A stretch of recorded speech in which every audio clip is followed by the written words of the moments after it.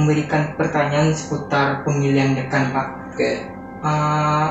Untuk pemilihan dekan ini bagaimana sistematis pembentukan panitia ya, Pak? Oke, terima kasih ya Isannya. Jadi pertama untuk pemilihan dekan ini itu kita mengacu kepada Undang-Undang Dasar Universitas, ya itu namanya statut tahunan. Jadi di dalam statut tahunan itu diatur bagaimana dekan ini dipilih, di antaranya pembentukan panitia pemilihan dekan. Di panitia pemilihan dekan ini itu dibentuk oleh Senat Fakultas Ekonomi. Ya. Jadi dalam statuta itu menyatakan bahwa panitia dibentuk oleh Senat yang komposisinya adalah 3 dari anggota Senat Fakultas, 2 dari dosen non Senat. Nah itu.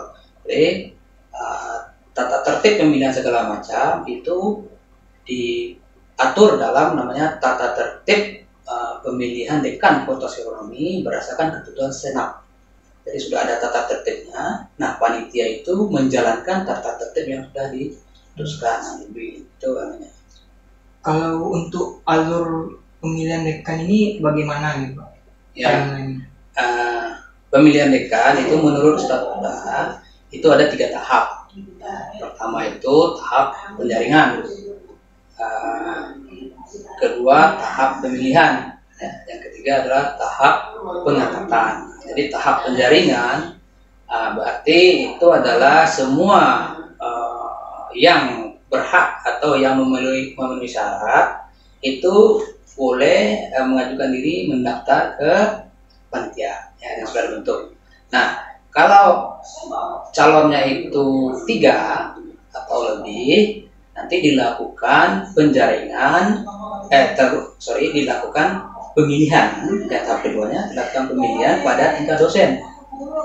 Jadi dosen itu memilih dari misalnya ada 5 itu dicuitkan menjadi 3. Nah, untuk dikirim ke Senat. Nah, atau kalau hanya 3 calonnya, itu penjaringan 3 dosen itu mengerucut menjadi 2 calon. Ya, 2 ini dikirim ke Senat.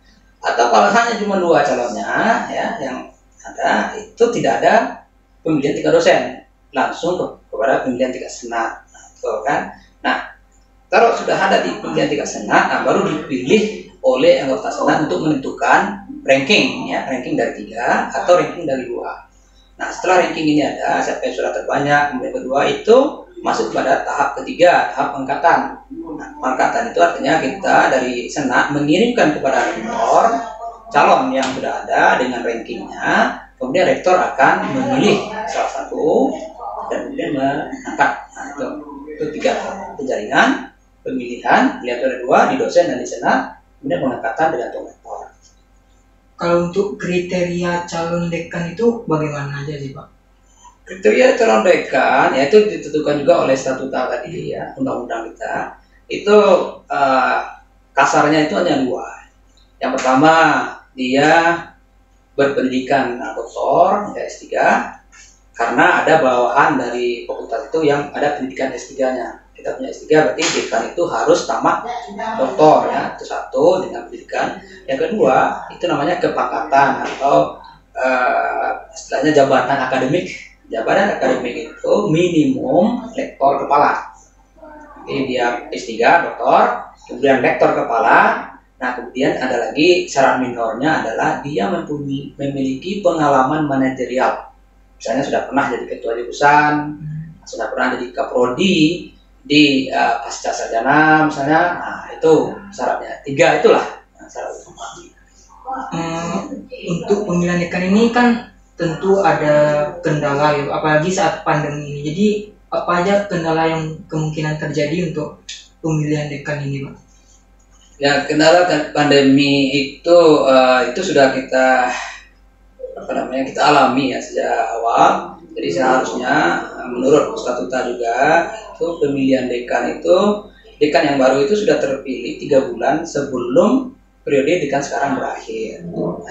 Nah, tapi karena kita punya pandemi ya ada kendala, jadi kita tidak tahu kan kapan akan berakhir atau bagaimana. Nah, dulu kita pikir ini akan berakhir sangat cepat. Jadi kita tunda dulu ya, kita tunda, minta kita ke rektor supaya requirement yang ada di statuta mestinya 3 bulan harus sudah terpilih. Ya karena pandemi kita harus menunda, ya menunda.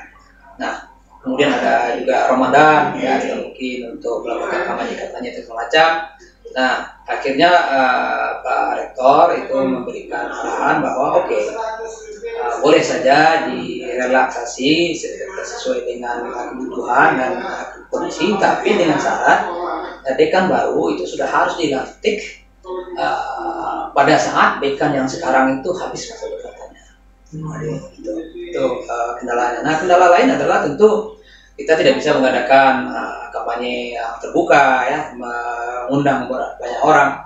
Nah, yang kita lakukan ya kita kampanyenya nanti waktu pemilihan 3 dosen dan pemilihan tingkat senat itu mereka menyampaikan visi-misi melalui media online. Ya, kita punya Zoom, jadi semua orang bisa mengikuti, bisa bertanya waktu pas visi misi. Nah, itu nanti kalau pemilihannya kan biasanya voting ya. Itu kita ada 2 opsi, bisa lewat online, e-vote ya, atau mereka datang ke sini vote pakai kertas. Itu terserah. Pilih salah satu. Online itu emang sudah lama diberlakukan gitu. Baru untuk pada saat sekarang karena ada pandemi ya, tapi pemilihan online itu kita adopsi dalam tata tertib. Jadi sudah diatur dulu, baru kita bisa laksanakan online. Bukan berarti kita inovasi hanya untuk saat ini tanpa ada persetujuan senat. Jadi menurut Bapak berapa kisaran anggaran untuk pemilihan dekan ini, Pak? Dan tidak ada. No. Ya, artinya 0 ini kan kalau anggaran berarti mungkin ngomongnya 1 juta, 200 juta ya kan. Nah, sekarang itu saya tidak ada anggarannya, hanya rapat ya kan, rapat sekarang online konsumsi juga nggak ada ya. Kemudian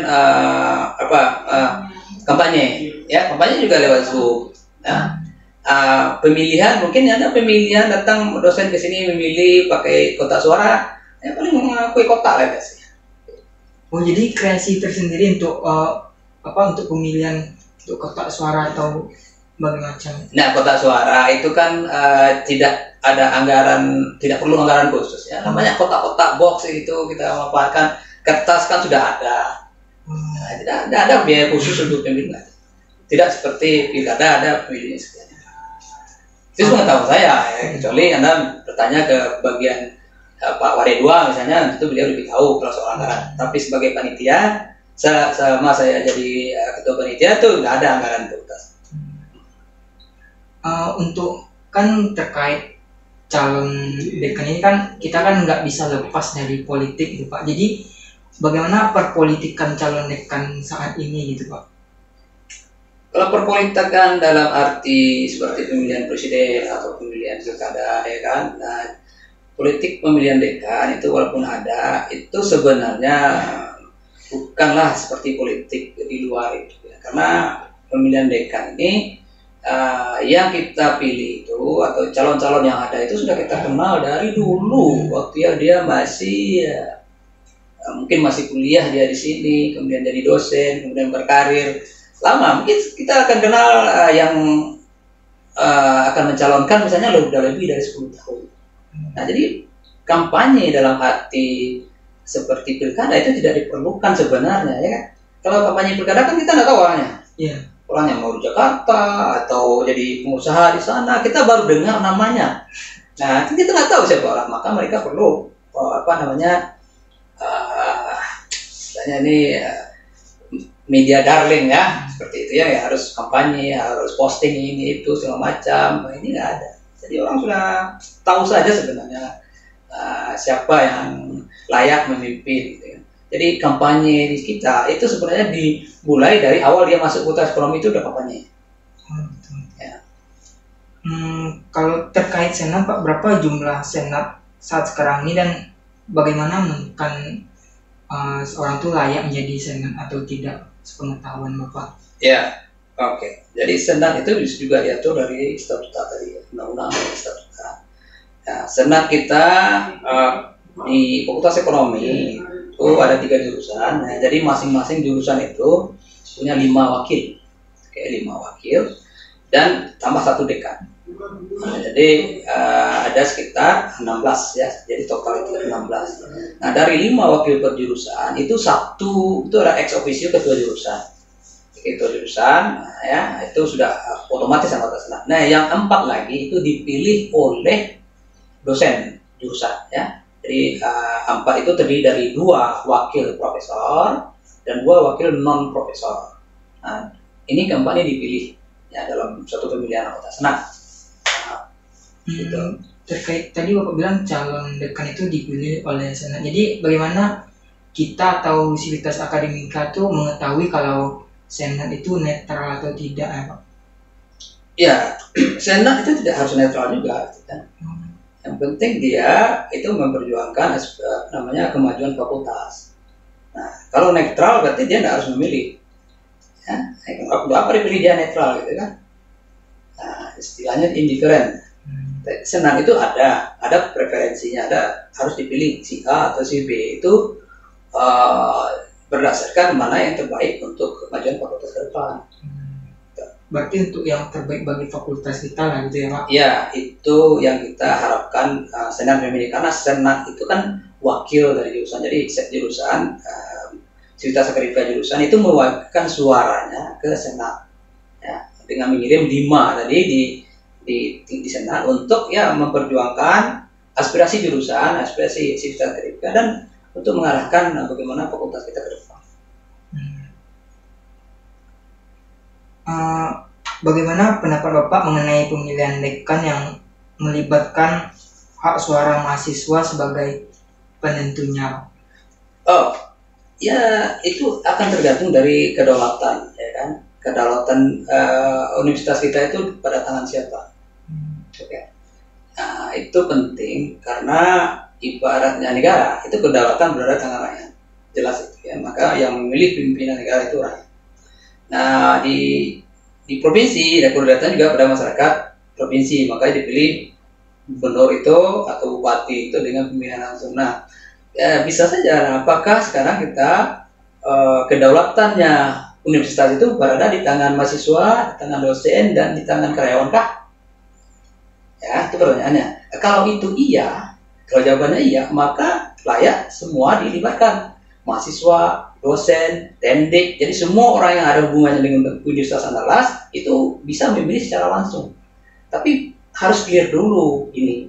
Kalau sekarang itu kedaulatan tidak ada di tangan mereka, itu kedaulatan di tangan negara.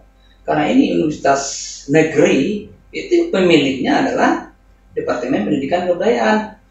Saat ini maka aturan-aturan pemilihan pimpinan dari level rektor sampai ketua jurusan itu diatur oleh negara. Nah, apakah negara mau melibatkan mahasiswa, mau melibatkan dosen, atau mau melibatkan karyawan, itu terserah pemilik. Jadi saya tidak pro, tidak pula kontra, jadi tergantunglah keinginan pemilik ya. Sama dengan perusahaan, apakah ada karyawannya misalnya voting untuk memilih direktur? Ya.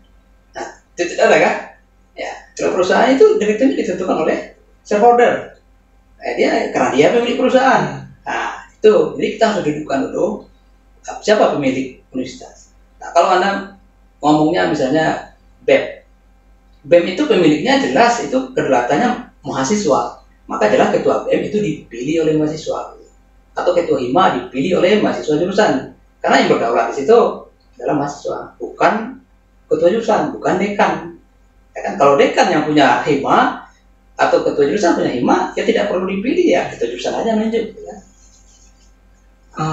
Itu Pak, terakhir bagaimana pendapat Bapak terkait pemilihan dekan ini itu dilaksanakan sebagai pemilu Pak, atau bisa dibilang secara terbuka? Jadi sebagaimana kita tahu pemilihan dekan ini tertutup gitu loh Pak. Ya tergantung karena mendefinisikan terbuka dan tertutup. Sebenarnya tidak ada yang tertutup, semuanya transparan sesuai dengan aturan. Nah, kalau misalnya tertutup dan arti orang tidak boleh tahu, kemudian kita pilih-pilih saja, terus tahu-tahu tidak ada dekan. Itu tidak juga. Gitu.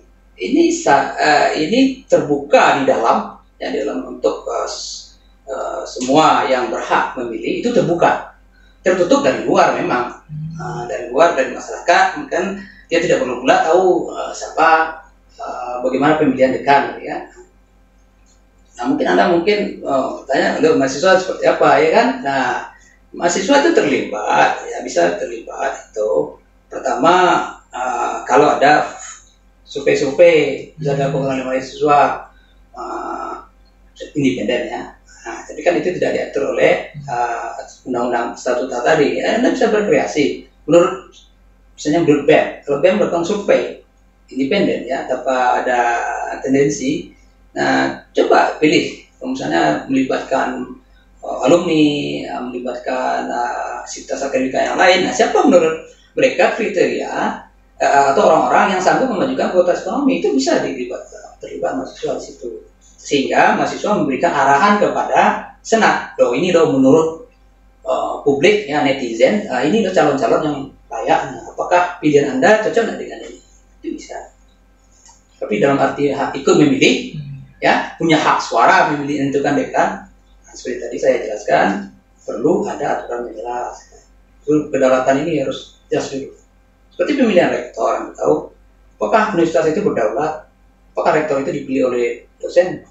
Ya, tidak sepenuhnya, karena menurut undang-undang yang ada, rektor itu 35% suaranya ditentukan oleh menteri. Jadi negara yang punya universitas itu punya hak 35% suara. Jadi kalau ada 100 suara, 35% itu milik menteri. Jadi kalau Anda mau menang, ya, misalnya kalau ada 2 calon, berarti kan dia 51 suara menang. Punya dapat 15, dapat suara menteri 35, itu sudah 50, tambah 1 bisa menang. Jadi tidak perlu orang yang terpilih, orang yang paling banyak suaranya, itu belum tentu jadi rektor, ya, yang paling banyak suaranya di tingkat universitas, ya. Nah, karena ada hak dari pemilik universitas, itu 35%. Nah, itu juga terus kita ketahui. Oke Pak, mungkin untuk saat ini sekian pertanyaan yang akan saya ajukan. Mohon maaf untuk bila ada kesalahan, dan terima kasih. Ya, jadi saya juga berpesan kepada mahasiswa bukannya tertutup untuk pemilihan mahasiswa. Jadi sebenarnya ini terbuka semuanya. Sudah ada aturannya, ada step-stepnya jelas dan transparan, ya. Karena kita juga di monitor, ya, oleh pimpinan lah, ya. Kalau ini menyalahi aturan itu pasti dibatalkan. Nah, jadi memang aturan saat ini belum mengizinkan mahasiswa memilih. Tapi mungkin ke depan, ya, setelah setelah kita menjadi PTNBH sudah berdiri lebih mandiri dibandingkan dengan yang sekarang kan kita masih BLU istilahnya. Ya, nah, kalau kita PTNBH lebih bisa menentukan keinginan sendiri, itu akan bisa banyak melibatkan mahasiswa. Bahkan nanti pemilihan rektor, ya, di senat universitas itu ada wakil mahasiswa, itu sudah diatur. Jadi itu memang butuh waktu lama dan butuh pertukaran status universitas kita. Oke Pak, mungkin Bapak ada tambahan closing statement atau bagaimana untuk sivitas akademika atau mungkin untuk mahasiswa gitu Pak? Ya, jadi closing statement saya, ya, sebagai mahasiswa tentu kita harus proaktif terlibat untuk memajukan juga universitas kita. Ya, di samping Anda harus mengekspresikan diri dalam bidang akademik, ya, untuk menonjol secara akademik. Tentu juga Anda sekarang ini tidak bisa lagi hanya akademik saja, tapi juga sosial and networking. Nah, dengan Anda misalnya terlibat di dalam pemilihan dekan, ya, dalam bentuk membangun opini atau memberikan calon yang terbaik, itu akan bermanfaat nanti ketika Anda lulus, ya, kemudian bekerja di tempat lain dan mengabdikan diri dimanapun, ya, sehingga Anda sudah punya skill, ya, soft skill yang orang lain mungkin tidak punya. Nah, ini yang perlu Anda bangun, ya. Jadi tidak haruslah kita memilih dekan, tapi kita punya andil yang menentukan, ya, siapa dekannya tanpa harus memilih. Jadi kan membangun opini, dengan memberikan alternatif terbaik untuk kita. Saya kira demikian. Terima kasih.